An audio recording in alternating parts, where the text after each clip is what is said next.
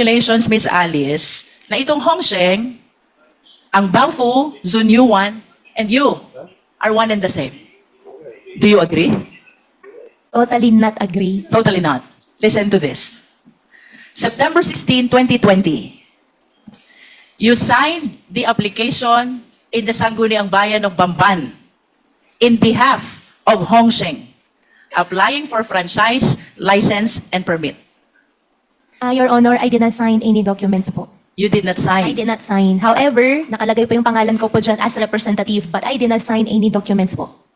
Would you know kung sino ang naglagay ng pangalan mo? Your Honor, I have no idea. You have no idea. Next, Miss Alice, February 11, 2021, you executed a lease, perhaps this is over the property of Baofu, with Hongsheng, and during that time, Hongsheng is represented by Telma Laranan. Do you confirm this? Your Honor, regarding Baofu, I invoked my right against self-incrimination po.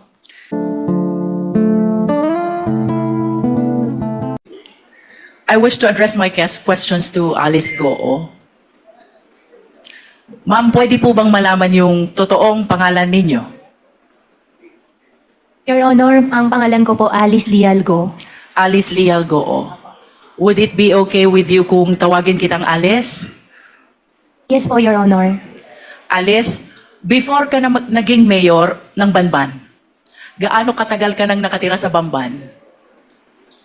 Your Honor, hindi ko po maalala yung exact years, pero matagal na po ako sa Bamban. Can you at least give me an approximate length of years? More than 10 years ba o more than 20 years? More than 20 years po. More than 20 years. And you will agree with me that 20 years stay in Bamban is really long enough. Diba? And I would assume also na imbibe mo na ang kultura, ang pamumuhay, at maging ang ugali ng mga taong nakatira sa Bamban. Tama ba ako? Can you please enlighten us? Ano ang kabuhayan doon sa Bamban 20 years ago? Your Honor, nakatira po ako sa Bamban, pero as what I mentioned din po sa Senate before, nasa loob lang po kami ng farm ng piggery, hindi po kami masyado lumalabas, pero as what I understand naman po sa municipality po ng Bamban ay farming po. Farming is the main industry in Bamban. Ma'am, if I'm not mistaken po, farming and quarry. Farming and quarry. Alin ang mas lamang? Yung bang farming or yung quarry? Your Honor, tingin ko po farming. Kasi And- marami pong farmers. Mas marami ang farmers kesa sa mga quarry workers. Tama ba? Yes po, ma'am. That was 20 years ago. Now let's move a little forward. 10 years ago, kumusta ang buhay sa Bamban? I believe 10 years ago, ganun pa rin po, Your Ganun Honor. pa rin. So would you agree with me if I would say, kung anong buhay ng mga taga-Bamban 20 years ago, ganun pa rin ang buhay nila 10 years ago? Yes po, Your Honor. How about before you became a mayor? Anong kabuhayan sa Bamban? Ang kabuhayan po sa Bamban, maliban po doon sa na-mention ko po na farmer, ay meron din po ibang nagtatrabaho po sa Clark as workers po. And would you say na ang buhay sa Bamban for the length of 20 years, madali ba o mahirap para sa mga mamamayan ng Bamban? What do you think? From the point of view of an ordinary resident of Bamban, bago ka naging mayor, how do you appreciate the life in Bamban? Madali ba? Masagana ba? Mahirap ba? I believe, Your Honor, hindi po madali para sa kanila at tingin ko rin po, marami pa rin po yung mahihirap. So, you will agree with me if I would say, mahirap ang buhay sa Bamban. Your Honor, tingin ko po hindi naman po lahat, pero for sure po meron po. Alin ang mas lamang, ang mahirap o ang mayaman? Your Honor, mas lamang po ang mahirap. Mas lamang ang mahirap. And soon enough, Mayor, tumakbo ka bilang mayor, di ba? Tama bang isipin na because of your observation na mahirap ang buhay sa Bamban, na antig ang kalooban mo, naawa ka sa mga tao, nangarap ka para sa kanila ng kaginhawahan? Tama ba yun, Mayor? Your Honor, that's one of the reason din po. So you confirm na ang dahilan kung bakit tumakbo kang mayor, gusto mong paunlarin ang mga tao sa Bamban. Your Honor, that's one of the reason po, opo. May I know, Mayor, nung na-elect po ba kayo, ano pong type of municipality ang Bamban as to income classification? Your Honor, second-class municipality po. Second-class municipality. And if you still remember, magkano ho ba ang kita ng LGU ng Bamban being a second-class municipality? Your Honor, I have no figure po and hindi ko po maalala po yung data po. But nevertheless, Ma'am Alice, you recognize the fact na iba kung hindi ka mayor, iba kung mayor ka, kung ang pag-uusapan natin ay ang pangarap mong mapaunlad ang Bamban. Tama ba yon? Opo. And the reason kung bakit ka tumakbong mayor, gusto mong paunlarin ang Bamban because you believe na pag naging mayor ka, marami kang pwedeng gawin sa Bamban. Tama ba? Opo, Your Honor. And one of these things that you can do in Bamban, you can invite and welcome investors. And naniniwala ka rin na itong mga investors na itong mga business establishments na ito ang magpapayaman sa Bamban at ito ang magpapaalwan ng buhay ng mamamayan ng Bamban. Tama ba? Ang belief ko po ay pag nakapag-invite po ng more investors po sa bayan po namin, mabibigyan po ng mas maraming work opportunity po sa mga constituents po namin. And let us move forward, Ma'am Alice, 2022. Tumakbo ka na at umupo ka na bilang mayor. Of course, you confirm that because that is a common knowledge, no? I'll be showing some pictures, ma'am, ha? I hope you please enlighten us kung sino itong larawan na ipapakita ko sa iyo. I am referring to the picture on the right of the monitor. Opo. Alice Leal Goo Bamban. Kayo po ba ito? Yes, Your Honor. And can you please enlighten us, ano po ba ang nakasulat dito sa poster na ito? Your Honor, ang alam ko po dyan, yan po ay isang newspaper po na from the, I think, Chinese community na kinakongratulate po nila. Yung daddy ko po. Yung dad ko po kasi isang Chinese. And why are they congratulating your dad who is also a Chinese? Sila po yung, ano po since Chinese, tingin ko po since Chinese po sila, at nag-congratulate po sila through Chinese newspaper. I consulted some people who know how to read these Chinese characters. And according to them, the exact translation of these characters goes like this. Congratulations to the first Chinese mayor, Alice Leal Goo of Bamban. Ma'am, wala pong ganun nakalagay. Okay. Can we proceed to the next picture?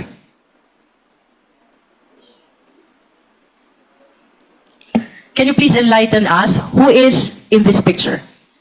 Ma'am, for that question po, I think I cannot answer. I invoke my right against self-incrimination since may pending case po sa akin about the citizenship. About the citizenship. But would you agree with me if I would say, kamukha mo yung nasa picture? Ma'am, I will not confirm po. Let us proceed to the third picture. The third picture is your passport from the Republic of China. Do you confirm this? Ma'am, I'm not confirming it. I have 8 pending cases on the court. I invoke my right against self-incrimination po, ma'am. Sorry po. Nonetheless, Mr. Chair, I wish to manifest that the third picture is the picture of the passport of Alice Goo, issued by Chinese government, where the name of her mother, Lin Wenyi, is indicated, and she is described as the dependent of a holder of special investor resident visa. The mother is even described as from Fujian province. And I wish to go back to the first picture. Miss Alice Goo was described also as from Fujian province. And I understand that Miss Alice Goo acknowledged only the first slide and refused to identify the second and the third slide. Nonetheless, Mr. Chair, I wish to manifest that these documents are evidence to show that indeed the nationality of Ms. Goo is Chinese. Nonetheless, Mr. Chair, in order to realize her intention, run to a public position, bring growth and prosperity to the municipality of Bamban, including the people who lives thereat. Miss Alice Go allowed, if not she's the one who purposely caused the same, the late registration of his birth, and even the application of her Philippine passport. I understand, Mr. Chair, that the right to run to a public office is a right which is exclusive to Filipino citizens. And I wish to manifest as well that this should be dealt with by law because this is something which opened the country to issues of national security and interest, Mr. Chair. If I may proceed, Mr. Chair. Bilang mayor, Ma'am Alice, in line with your vision, paunlarin ang Bamban, bigyan ng kaunlaran ang taga-Bamban. Ano po ba ang mga kumpanya na dumating sa Bamban during your time as mayor of Bamban? During my time po, dumating po ang Jollibee, dumating din po ang McDonald's, dumating din po si RCS po na isang supermarket chain, and supposedly may mga darating pa mga factories and restaurants po, ma'am. And would you confirm that it was also during your time nung dumating ang Baofu? No po, ma'am. You don't? Ang Baofu po is not 2022 po, ma'am. But the business permit signed by you shows the date October 25, 2022. Ma'am, I think may previous po na mayor's permit. Nag-start po Let yan me rephrase my 2000. question. Yeah. Therefore, it was during your time nung na-renew ang business permit ng Baofu. Do you agree to that? And sorry, Your Honor, anong year po? 2022, October 25. October 20. I think po. Opo. You are the mayor already. As a matter of fact, if the secretariat can show the business permit of Baofu was signed by Miss Alice Goo in her capacity as mayor. And would you confirm as well na yung Zone U1 Tech dumating din at naisuhan ng business permit during your time? Your Honor, I issued the mayor's permit for Zone 1 because meron po silang PACCOR license po na pinakita po sa amin. May we direct the resource speaker, Mr. Chair, to limit her answer to the question. The question, Ms. Alice Goo, is, pinatototohanan mo ba na sa panahon mo bilang mayor, June 27, 2023, na-create ang Zone U1 at na-issue ang business permit? Your Honor, I issued the permit for Zone 1 with the attachment of PACCOR license po nila. But you confirmed that you issued the business permit. I issued the business permit with the attachment po ng PACCOR license po nila. Thank you. Thank you. How about Hongsheng Corporation? When was this established? Your Honor, for Hongsheng, I'm not sure with the exact date po. And you will agree with me also that during the Senate hearing, etong tatlong kumpanyang ito, whenever you are being interpellated, palaging nababanggit. Yes po. Tama ba? Yes po. Can you enlighten us? Ano po ba ang naging koneksyon, partisipasyon nyo dito sa tatlong kumpanyang ito kung bakit parating nababanggit ang mga kumpanya na to? Your Honor, I think 2018 or earlier, hindi lang po talaga ako sure sa exact year, the land of the Baofu belongs to me. And I sold... What year is that, Miss Alice? Your Honor, 2018 or 19. 2018. You are the owner of the land of Baofu. Of the land. 2018. Yeah, 18 or 19. You are not yet the mayor. I'm not yet a mayor. Okay. And 2021, I divest the entire property to the corporation po. And can you please cite the exact date when you divested yourself of your interest in Baofu? 2021. September 21, 2021. I believe so po, ma'am. And that is 7 days before you filed your certificate of candidacy for mayor of Bamban. Okay. What therefore is the significance of your ownership of this land with respect to Baofu, Hongsheng, and Sunyuan? Ano pong kahalagahan ng pag-aari nyo? Your Honor, after year 2021, I owned the land before year 2021. After year 2021, wala na po ako pag-aari. Hongsheng, I don't belong. Zone 1, I don't belong din po. What therefore is the connection of Baofu with Hongsheng? Baofu and Hongsheng, as what I understand, Baofu is the property owner and Hongsheng is the licensee po. How about Baofu and Zunyuan? Baofu and Zuanyuan, I think, if I'm not mistaken, the documents they showed us is Zunyuan leased the partial, I think, 3 floors of Baofu. I think we have the contract of it. In other words, Ms. Alice, even the buildings which are erected on the lands are owned by Baofu? Tama ba yun? Your Honor, I think I'm not the right person to answer, but as what I understand po, from the documents we get from Zunyuan before, yes po. You mentioned earlier sometime in 2018 to 2019, ikaw ang may-ari ng lupa. Yes, ma'am. Then sometime thereafter, nilipat mo sa Baofu. We form a company. Ang pinaka-share ko is the property. Ang usapan po namin What is the name of the company? Baofu. Baofu. Yeah. And when the initial plan was housing. However, nung ang usapan ay maglalabas na ako ng in cash, initial agreement was only the property, ang pinaka-share ko. And nung usapan ay maglalabas na ako ng pera, hindi na po ako pumayag, I divested already. And Okay. after that po, hindi ko na po alam. Matagal ka ng negosyante, Alice, tama ba? Your Honor, yes po. And I wish to share the list of the companies owned by Goo family. Secretariat, please. As a matter of fact, based on my research, your family own 11 out of 12 listed companies, no? The significant observation, Miss Alice, ang may-ari ng 11, lahat family members. And I would assume na mas komportable ka na ang kanegosyo mo ay family member. Tama ba yon? Your Honor, yung nakita ko po sa harapan ko po, hindi po lahat sa akin. And then, or sa But your akin. name is listed.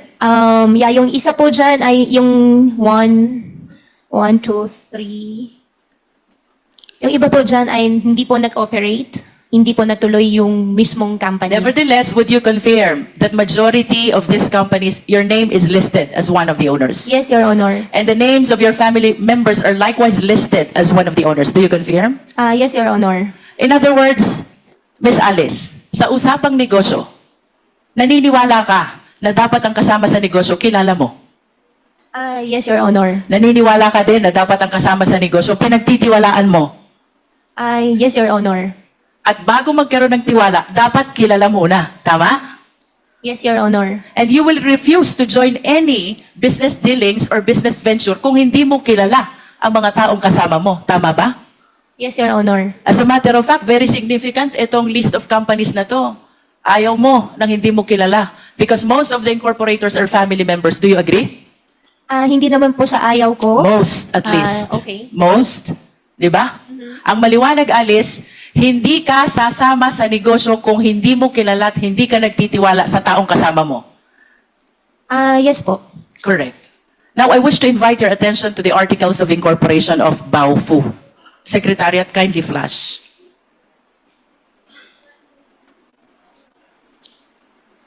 Nakikilala mo ba itong dokumentong ito?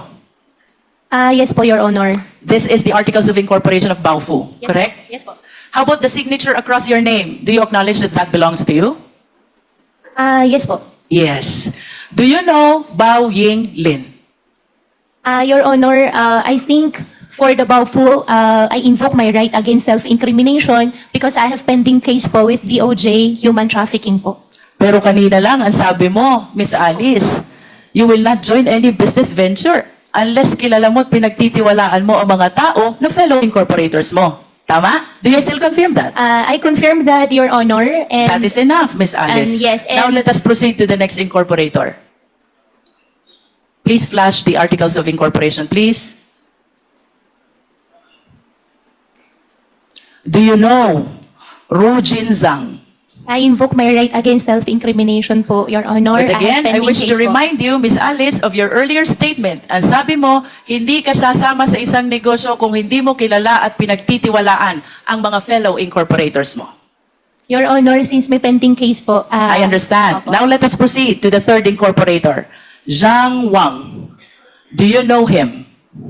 I invoke my right po ulit, Your Honor. For the information of the committee, Mr. Chair, ito pong si Bao Ying Lin, fellow incorporator ni Alice Goo, sa Baofu Corporation is convicted of 3 billion Singaporean dollar money laundering. And this after she made the statement na hindi siya sasama sa isang negosyo kung hindi niya kilala at pinagtitiwalaan ang mga kasama niya. With respect to Ru Jinzhang, Mr. Chair, he is likewise convicted of 3 billion Singaporean dollar money laundering. Again, this is after her statement na hindi siya sasama sa isang negosyo kung hindi niya kilala at pinagtitiwalaan ang kasama niya. The third incorporator, Jiang Wang, Mr. Chair, used to be with Hongsheng Corporation, whom after the 2023 raid was charged of the crime of cyber crimes. Again, this is after the statement of Miss Alice Goo na hindi siya sasama sa isang hanap buhay kung hindi niya kilala at pinagtitiwalaan ang mga taong kasama niya. I wish to manifest, Mr. Chair, that this representation humbly submit that Miss Alice Goo purposely ran for public office in spite of her knowledge that she is not qualified, she being a Chinese national, to be able to welcome business establishments which she believes will bring growth and prosperity to the people of Banban, and this business establishments includes Hongsheng, a POGO operator, and Yun Zuwan, also a POGO operator. As a matter of fact, Mr. Chair, dito po sa location ng dalawang company na to, which lease the property of Baofu, with whom Ms. Alice transferred her land in exchange of shareholdings sometime in 2021, while maintaining control of the same after the same date.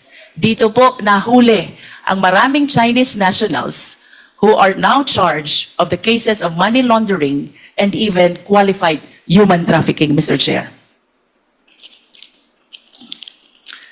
Your Honor, if I may, just a short interjection. Para lang matanong ko lang si Miss Alice Go. Yung bang mga nabanggit na mga pangalan ni Congresswoman Luistro, si Jiang Wang, si Rujin Zhang, at saka si Bai Yonglin, did you say nakakilala mo to? Kikilala mo sila? Mr. Chair, ang kakilala ko po dyan talaga si Wang Ziyang. Si Wang Jiang. So is this the same Wang Jiang na nabanggit ni Congresswoman Luistro na na-convict sa money laundering? As a cybercrime? Siya ba yun?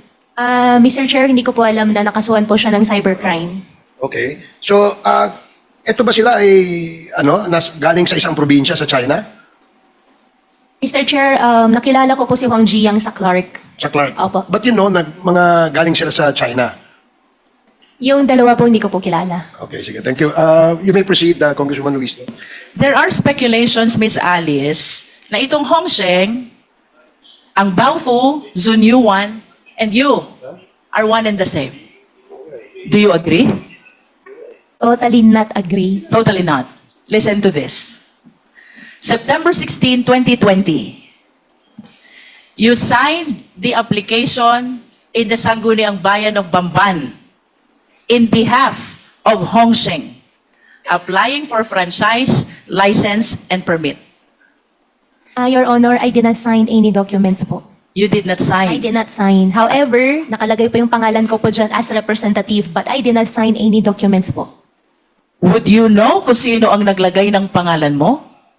Your Honor, I have no idea. You have no idea. Next, Miss Alice, February 11, 2021, you executed a lease. Perhaps this is over the property of Baofu with Hongsheng, and during that time, Hongsheng is represented by Telma Laranan. Do you confirm this? Your Honor, regarding Baofu, I invoked my right against self-incrimination po. Third, Miss Alice, early 2023, Hongsheng was raided because of cybercrime. And one of your fellow incorporators in Baofu, which kanina sabi mo, doon mo transfer yung lupa mo sa Bamban. One of your fellow incorporators, Jiang Wang, nakasuhan ng cybercrime. Do you confirm this? Your Honor, hindi ko kino-confirm. I have no idea nakasuhan po siya ng cyber. And after ma-raid itong Hongsheng, Zunyuan Technology applied for a business permit on the same address, on the same location. You were the mayor, you issued the permit. Do you confirm? Ma'am, I issued the permit with the attachment of PAGCAR license. I understand. But what is apparent, Mr. Chair, well, there is a document where Alice Goo is described as representative of Hongsheng back in September 16, 2020.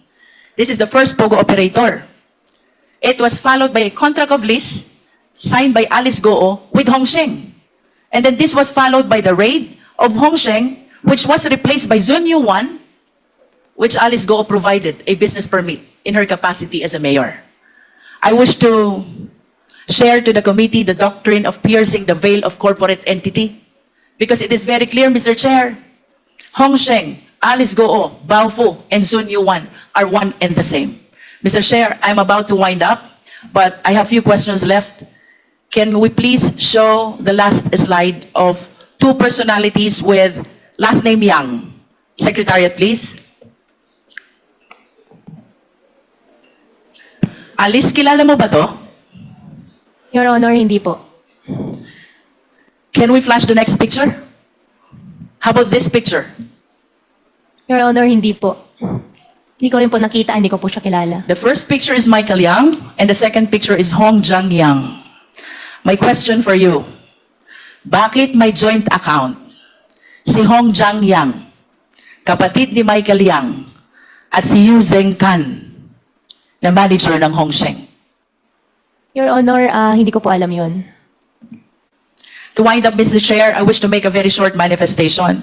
This representation might sound repetitive already, but it is apparent that this long chain of perpetration of the crime started with the abuse in the late registration of birth.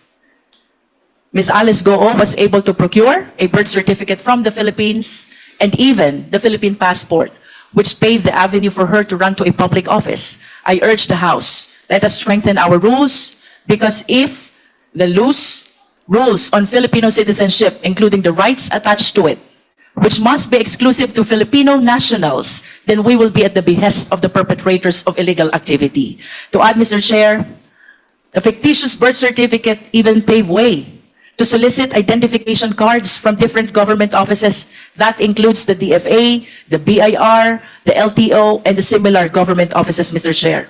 Second, Mr. Chair, the layering by way of registration of various documents, making it appear that they are legit corporation, makes it harder for the Philippine government to verify and even monitor the illegal activities of these foreign nationals, Mr. Chair. So I wish to suggest that we install a monitoring system with the SEC. We wish to recommend to the SEC that they install a monitoring system to make sure that the application for registration is legit, the operation is genuine, and the location is indeed existing. Third, Mr. Chair, illegal activities and illegal POGOs will not proliferate if they are not able to transfer money.